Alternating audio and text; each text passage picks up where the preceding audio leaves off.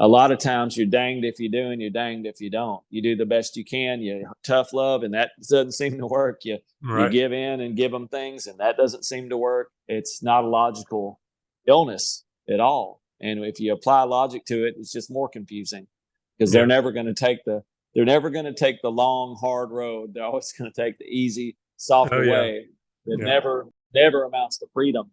So working in the field has afforded me an opportunity to really get into the guts of what's going on with people that struggle with addiction. Everybody has a little bit different story.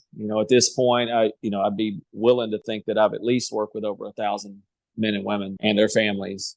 Mhm. I've been doing it 16 years now, working in this field. Through those experiences, I've seen a lot of commonality, but I've also seen a lot of differences. And the thing is there's no one way to approach any single person, but there are Mhm. some pretty universal truths that people are going to have to come to one day if they're going to Mhm. find victory over this. And a lot of those are things that your grandpa and your grandma told you.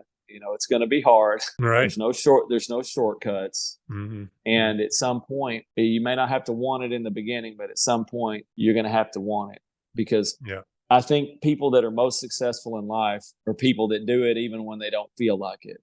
Yeah. They go to work when they don't feel like it. They work out when they don't feel like it. They eat well when they don't feel like it. When Mhm. ice cream sounds better. If you really want to find mastery or success in this world, it comes down to pretty simple formulas. But how do you get somebody who's never taken that road to buy into that lifestyle and Mhm. to actually take that ownership of their life?